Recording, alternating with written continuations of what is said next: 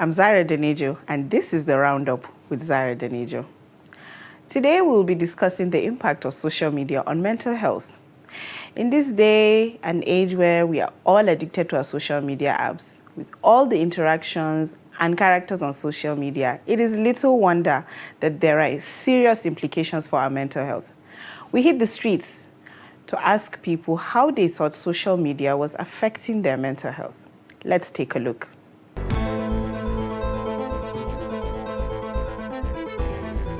Social media has its positive and negative ways. In a positive way, there are sometimes I feel down. I go to social media, I laugh, and there are other times when I have serious panic attacks based on what I see on social media. I shouldn't be saying this, but I have anxiety disorder, and then some kind of stories that just flare it up and everything. Yeah, so especially cases of people committing suicide and the rest. Yeah, so it has really gotten a turn out of me in some way.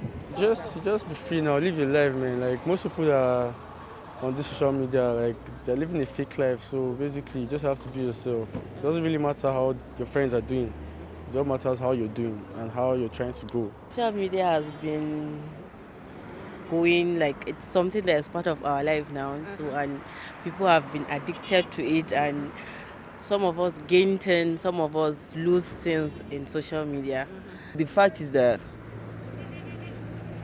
I'm more or less addicted to social media, WhatsApp to be specific. And because I don't really want to get too much addicted, hence some other mainstream social medias I don't so go in there. Something like Facebook, I am not really in Facebook.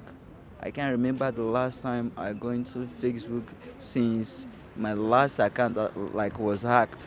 And even Instagram I don't really to go into, but in terms of WhatsApp, anytime it's just like I just have to as if any message comes in, it's as if there is already a connection. Social media, sometimes when you are on social media, they used to post some invaluable comments that is not necessary.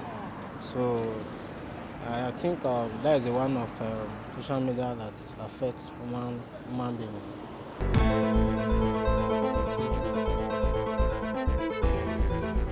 With me in the studio to dissect this issue is Aisha Buba. She's a psychologist, a therapist, and a mental health counselor.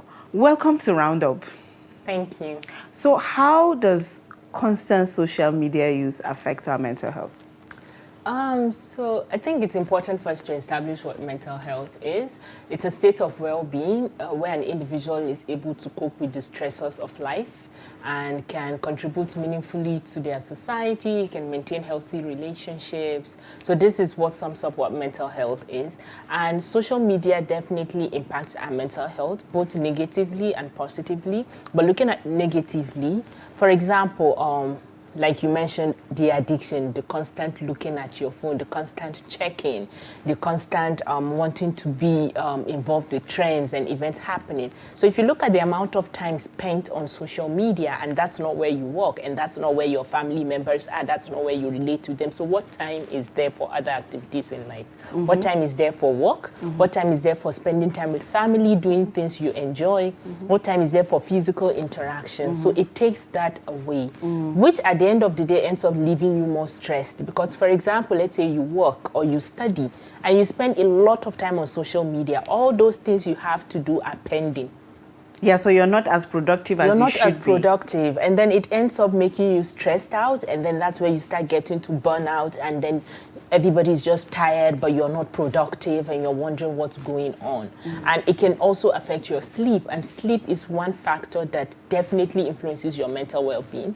If you don't have enough sleep, of course, we all know what the ripple effect of lack of sleep is. It affects the neurons in your brain. It keeps them active. For example, when you keep checking at night, So you realize that you find it hard to fall asleep early. You're 12 a.m., 1 a.m., you're still awake, So it has a way of also keeping your brain active.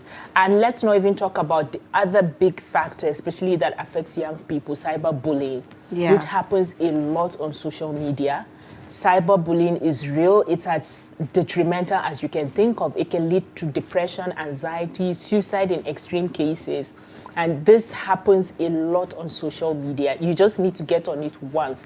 You would find one person that's getting bullied or that's getting shamed because of one thing or the other. So these are some ways that social media affects our mental health and much more, but I guess we'll look more into it. Yes, we will. Like you did mention cyberbullying. How do you, so there are two questions I have. How do I protect myself and my mental health from the effects of social media? Is there a healthy way of being active on social media? Yes, definitely. It's about being intentional, right? Too much of everything is not good, even the best of things. Like I said earlier, social media has its own good in a way that can influence your mental well-being. But you have to be intentional about it. You have to control it, basically. It's not like social media should be controlling you. Right. For example, you have social media apps. They all have notifications. Everything has notifications these days. And you're trying to concentrate on something, your phone is beeping. You're back to something, your phone is beeping again. So before you know it, instead of the activity you're supposed to be focused on taking your time, it's the social media apps that are now influencing how you live your day. So you have to know how you control that, either putting your phone on silent, so that the time that you give yourself to go on social media is when you actually go on social media. You're saying that we should plan when we are on social media. What's the best time to be on social media? So there wouldn't be one best time for everybody, because especially now with remote work and everything, everybody has different ways and schedules of doing things. But look at your break time. Not all of your break time, some part of your break time, maybe in the mornings before you begin your day, depending on if it doesn't affect your productivity. But one thing I would say is avoid it at night before going to bed. Because like I said earlier, it fires some neurons in your brain. It makes your brain active. So even when you've dropped it, you're trying to sleep, it's hard because your brain is wide awake. So avoid it at night when you're trying to go to bed. So let's talk about the bullying that goes on social media. What resources are available for people who are victims of cyberbullying? So I think importantly, resources that should be available are not very much available. We have some, but I would establish what resources need to be in place. Let's say, for example, with teens, you find that most teens now have access to social media. They spend a lot of their time in school. Schools need to do more on educating teens about cyberbullying. What does it mean? How do you protect yourself? How do you identify it? How do you not be a bully yourself? Parents need to have open conversations. They need to be able to monitor what their children or their teens are getting into on social media, what's not healthy for them, what's healthy for them. For adults, it happens to us too as adults. Anybody who is on some popular social media knows not to make a mistake even with your grammar, because then again, people can come for you. So when you find yourself overwhelmed, getting depressed or anxious about what's happening with you on social media, seek help. Speak with someone. You can speak to a friend or a trusted family member or a trusted support system. You could speak to a counselor, which is not very much readily available for us in this part of the world. But for example, in the FCT, we currently run a helpline on the national emergency number 112, which started last year, 2021. You can call at any point in time to speak to a counselor. And these are type of issues that you can speak to a counselor about. This is what's happening to me. How do I deal with this? This is how I am feeling. So it allows you to just take off the burden of yourself and just rub minds with somebody. So that's another resource that's available. For those outside the FCT, there are so many other NGOs, not so many, there are a few NGOs out there that are also providing mental health counseling support for people who are struggling with one form of mental health issue or the other. And cyberbullying is definitely a major contributor to poor mental health. Yes. So apart from, like as a therapist, what social media app do you think is the most toxic for mental health? in your estimation? Are you sure they won't sue me? I can, as you said that, I could think of one like immediately or two, but Because people always say Twitter is a tough crowd. yeah, it is a very tough crowd. I use it too, but I am very, very conscious of how I use it, how I put myself out there. And almost every day when I check my timeline, I can see cyberbullying happening in one place or the other. It's your opinion, it's your life experience, but then everybody just changes everything, you know, and turns things around. So that can be toxic to a very large extent, depending on how people use it. But don't you also think that we've gotten to a point where we share too much on social media? I feel like the less we know about each other on social media, the better our interactions will be. It's not even, I think, the too much, but it's social media is an illusion. People show you what they want you to see. But what's out there, it's not necessarily what's there. When you talked about which one is more toxic, there is another platform that maybe allows people to show pictures of events going on with them. And everybody's life looks very rosy and glossy. And you're like, okay, all the issues happening, who are they happening to? You know, so it gives this illusion. It doesn't necessarily, even when people share so much, it doesn't necessarily reflect reality. And some people get affected by it. And they feel like, oh, I'm not doing so much, I'm not achieving much, my life is not good enough.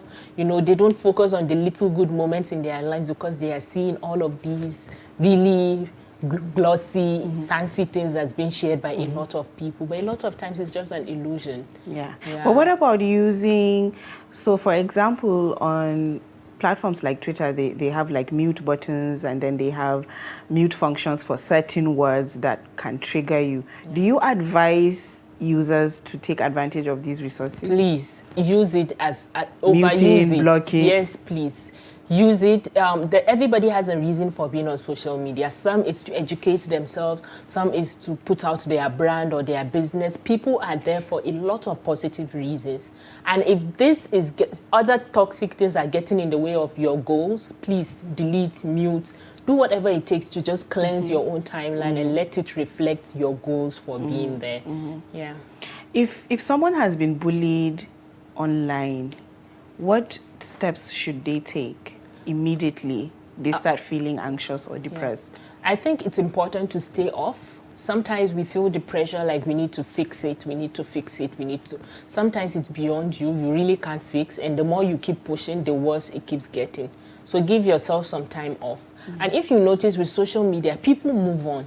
Yeah. As intense as something is, people move on immediately. So Yes. just give yourself that time for things to die down a little bit. Even if you feel like you need to do damage control, before you end up doing more damage to yourself, just take some time off, take that break, and give yourself time. As you're healing, you're also trying to understand things better, your thoughts get clearer. So whatever you're going to do, whatever your reaction would be, will not be from a very overwhelming place, but from a more well-thought, well-planned place. So give yourself a break. If it's getting overwhelming, you're finding yourself getting super depressed or very, very anxious, speak to a counselor, seek help. There is so much, now it's not like it used to be 5 years ago. There is so much of resources you can even find online that you can just self-help yourself. Yes. There is so much access to people you can talk to, professionals that can help you cope with it. So focus on using it for that purpose. Yes. And It's still the Roundup with Denejo. I will be right back.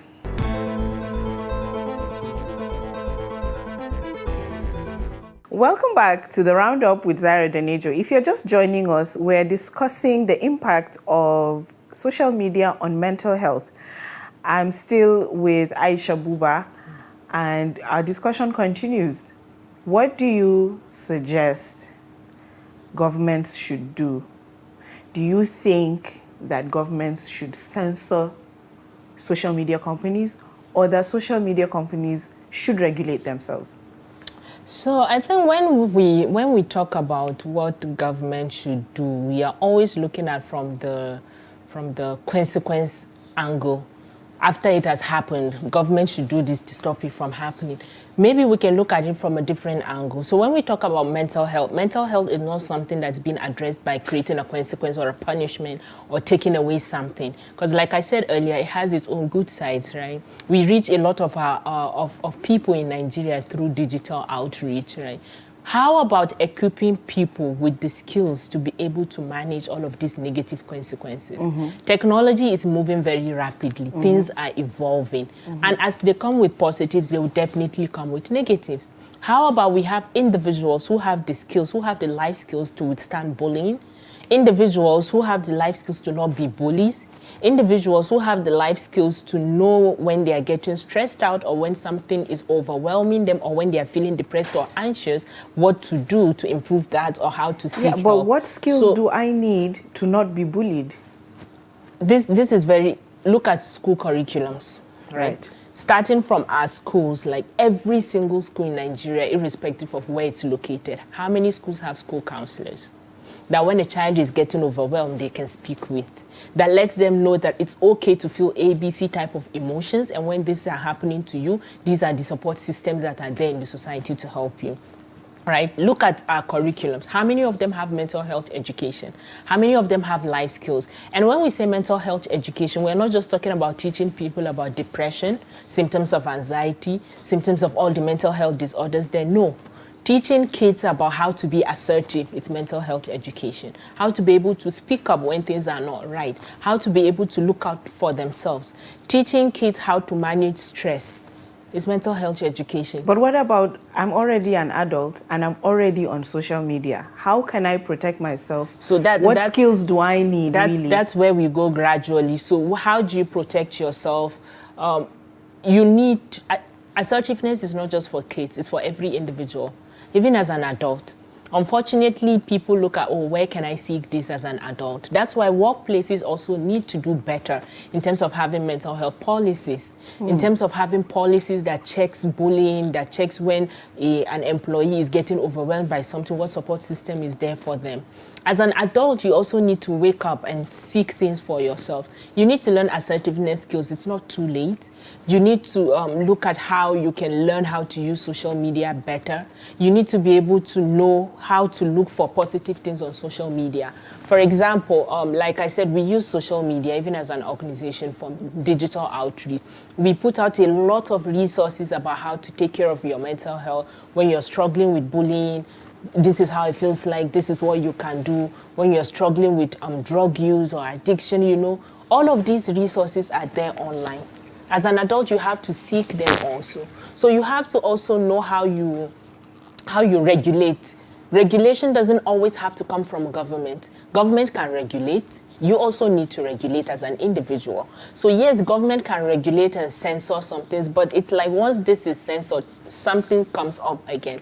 Twitter was banned a couple of months for a while. And did cyberbullying end in Nigeria? No, it did not. There are other platforms that can happen. So what does this do? Does it stop the fact that cyberbullying is happening? So maybe more policies that actually checks these type of things and regulates them and checks the type of conversations that happen, all of these type of things. Because cyberbullying happens even in situations where you think you are advancing a good cause for the country, like activists. Activists can be cyber bullies. And they can be narcissists. Yes. So they are doing a work that's supposed to advance the cause of maybe marginalized people or vulnerable groups or for the advancement of the political situation of the country. But in the process of driving that, they can also be bullying people. Yes, because what tends to happen is that you are interacting with people who are like you. So you're literally in a bubble. And when you come across someone who doesn't agree with your worldview or your point of view, your answer is to attack. Yes. Your answer is not to educate or to dialogue. Yes. Your answer is to attack. And I think the model for it is, the algorithm model for it it supports that. The more outrage there is, the more your engagement, the more people see your content. Is that also a mental health issue?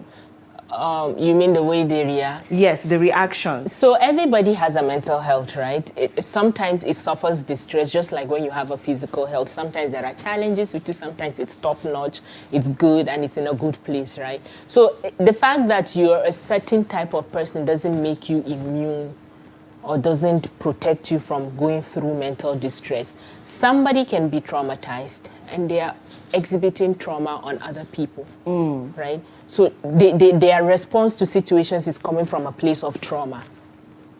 that's a mental health issue. That's a mental health concern that needs to be addressed. Somebody can be stressed out and they will be reacting to it from that place of being stressed out. You know, so it can be anybody, it can any response, anything put out there on social media. It can be coming from a mental health distress angle. But you don't know. The person also hasn't sought help. They don't have any support system to address that, and they don't know what is going on with them. This conversation we're having about social media and mental health and cyberbullying, I can assure you that probably before I have this conversation again on media, on a national platform, it could be another 1 year or 2 years. Why? These are conversations that should be happening regularly. A lot of people don't know. And when people don't know, they wouldn't know how to act. They wouldn't know how to identify what is problematic. Right now, if we start counting the incidents of cyberbullying on the internet, a lot of people would be like, what? This is cyberbullying? This is bullying? I was just joking. Yes, I was just catching crews. just joking. You know? So people don't even know about these things. So even from a government angle, let's create avenues where these conversations are had, you know, where people are aware. So that even if anything happens to you, you're not coming from a place of, I never knew. You are informed. We have armed you with information. It's now up to you as an individual to know what you want to do with it. So that is another way of looking at these things. Sometimes it's not always about punishing, censoring and all. Educate people. Let people know what is going on and how they can prevent such things from happening. So quickly, just before we go, I just want to know, in summary, number one, use social media intentionally. Yes. And number two, get the skills to make you assertive, to make you stand your ground.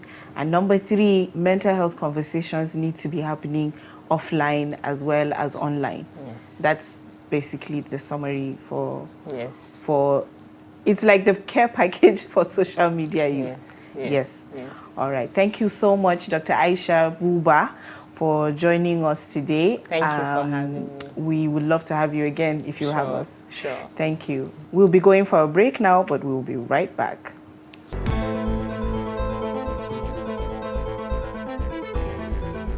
That's our show this week. Thank you for joining me on the Roundup with Zara Denejo, and I will see you next week.